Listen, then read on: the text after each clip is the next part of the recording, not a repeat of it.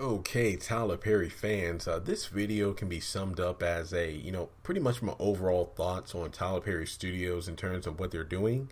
Because again, if you follow me from day one when I've been doing blogs about the haves and the have-nots, then transitioning to my have and have not Facebook page, and eventually, finding a cozy little corner of the internet on my YouTube channel where most of my videos are pretty much me breaking down my thoughts on theories, episode reviews, pretty much everything there is that I want to talk about in regards to the haves and the have-nots. So this video itself, and again, the fact that my YouTube channel has grown a little, actually a lot since I first started, in the past few weeks here, thanks to the fact that I've been combining my videos and blogs together so both audiences know what I'm doing.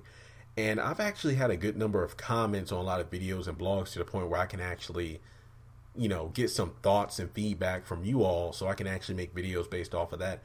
And one of the most common, common comments, if you will, that I've seen not only on my blogs and videos, but also on posts on other Tyler Perry show pages like the Haves and the Have-Nots, Loving You Is Wrong, I Love Thy Neighbor, Too Close to Home, pretty much the list goes on. And a recurring comment I've seen is it's pretty much about the quality of the TV shows. And honestly, I gotta agree with that in some areas. And again, just know, and I've said this multiple times on blogs and videos, I am not an employee of Tyler Perry. I don't work for Tyler Perry Studios. It would be a dream come true to, intern or work there because I've been writing and doing videos about the show, The Haves and Have Not, for over 3 years now. So it would be pretty darn cool to be working for this studio. So just know that when I make videos like this and blog posts, these are just my opinion. I'm not being paid to sugarcoat anything. I'm just going to be real. And I have to admit that sometimes it does seem like, Tyler Perry is doing a bit too much. This is not me hating on the guy, because I actually love the fact that God has blessed him from, just doing plays to evolving into movies and then going into TV shows. I believe one of his biggest, TV shows, if I'm not mistaken, the longest lasting one was The House of Pain, and I enjoyed that show. But I was in, I believe, like middle school and high school when it was on the air, and there were nights where I could watch it, but then there were nights when they moved it to like 10:30, and I couldn't stay up late to watch new episodes. So I think that maybe halfway through the series I kind of fell off, because again, they're like 400 episodes or something, where it would start at like 7 p.m. on TBS and then be over at 5 a.m. in the morning. So I believe the next show was Meet the Browns, and again, that was a pretty funny show. And then from there, I believe it was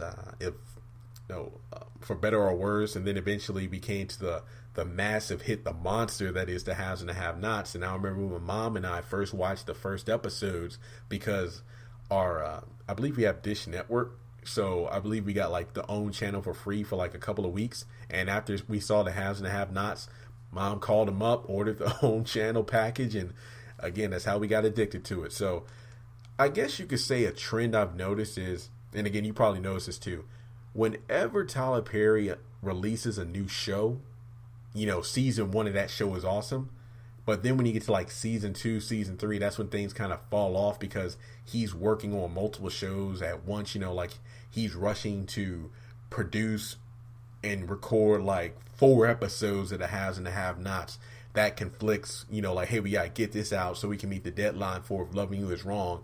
And then Love Thy Neighbor came into the mix. Like, honestly, the Haves and the Have-Nots, that's my show right there. That's the show I watch religiously every week, rewatch the episodes, look at the clips on YouTube. I got to, get my Batman on, sit in front of my back computer, just, dissecting scene after scene after scene, trying to come up with different theories based off what we got, so you all can have something to watch in between the weekend, the episodes, and then talk about, just like on hiatus.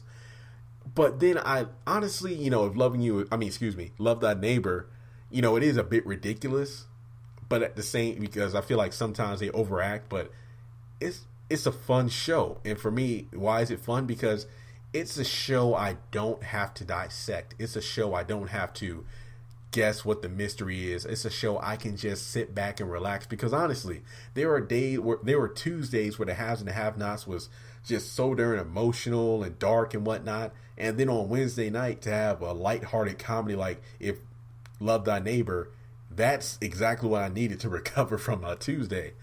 And I just love the mix of that. That's kind of how I felt with House of Pain, which was a comedy, but it was really serious as compared to Meet the Browns. I mean, Meet the Browns did have its moments, but you can look at it pretty much like House of Pain and Have Nots were more on the serious story driven side, where Love Thy Neighbor and Meet the Browns more on the comical side with some heart in there too, with some heart. And then honestly, I don't think I'll ever watch too much of For Better or Worse. I did watch a few episodes, but I didn't really get into it like that.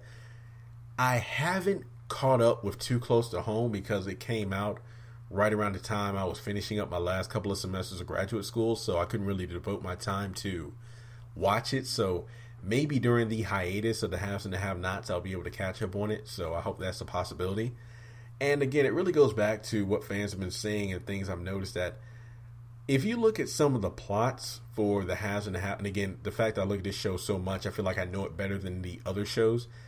I can tell sometimes when they're just dragging on episodes and plot scenes because, you know, the actors and actresses are working on other projects, so they can't be in episodes like they were during the first couple of seasons, or Tyler Perry's working on a new movie and, you know, he can't really focus most of his attention to this particular show like he did when he first came out, you know, because what he's still doing plays, he's still making movies, you know, he was in the Ninja Turtle movie, he has a baby now, and if I'm not mistaken, I believe Calvin, Lance Gross, I believe, I follow him on Instagram, you know, the guy who played Calvin in House of Pain. I believe he said there was a new spinoff coming for the House of Pain. I can't remember the name of it for my life. I believe it was a couple weeks ago I saw that. So that's another show in itself, because I know Tyler Perry isn't alone. He has a studio, but at the same time, if you're spreading yourself too thin, like the quality that made, you know, the handful of shows you had really great is going to diminish because you're doing all these other shows.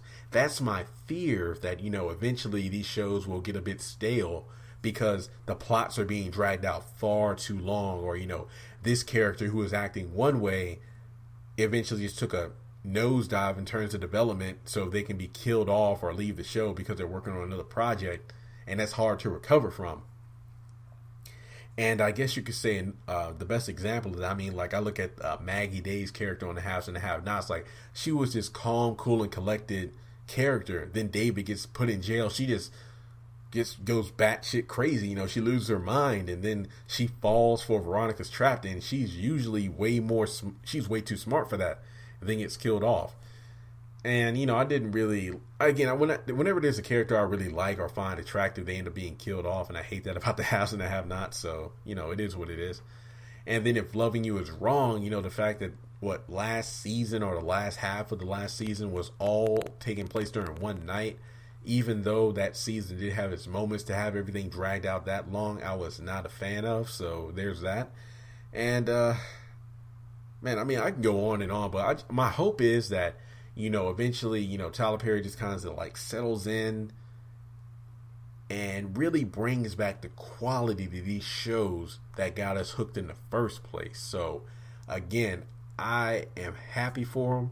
Tyler Perry Studios, everybody that works for him, because, again, I do enjoy the programs, but just make sure, you know, you're not spreading yourself too thin to the point that these shows really don't have the same effect, really don't get the same ratings that they did when they first came out. And again, I'm just going to close on this, and this was a video that inspired me back in the day when I first started, you know, like songwriting and writing poems, and then, you know, eventually taking time to make videos myself. And that was Tyler Perry just taking time, you know, looking to his webcam in his desk and just talk to us about, you know, not spreading yourself too thin. You know, hey, when I first got started, I didn't think about TV shows or movies. I just thought about doing, you know, this one play, and I knew if this play would blow up, then everything else would fall into place. And then he talked about the analogy of, you know, planting seeds. You know, if you plant too many seeds, you don't have enough water to have them all survive. But if you only have a couple seeds here and here, you have enough time, love, and attention and water to nourish that seed to help it grow. So again, just nourish the seeds you got right now and make sure they thrive. And just, again, it's just, I mean, honestly, I don't even know what else to say. I just hope that Tyler Perry Studios continues to do good, but at the same time, just make sure you nourish the shows and the programs that are already out there, and that eventually, you know, I hate to say it, when the haves and the have-nots eventually ends, that it ends on a high note. So it's just like, wow, what a show, as opposed to they just rushed that show to get it off the air because of ratings. You know what I mean? So let me know in the comment section your thoughts. You know, just let me know, do you feel like some or all of Tyler Perry's shows are kind of falling off because of the fact there are too many on the air right now? Do you feel that there's any particular, you know, show that he should give more attention to? And, you know, let's keep it kind of positive. Do you think there's a show right now that you really love above? Put it this way. Tell me your top 3 favorite Tyler Perry shows, like right now. Because, again, I know he's on the OWN network, but I'm pretty sure he could start his own Tyler Perry channel, you know, a culmination of all of his TV shows, all of his movies, all of his plays. And let's just keep the conversation going.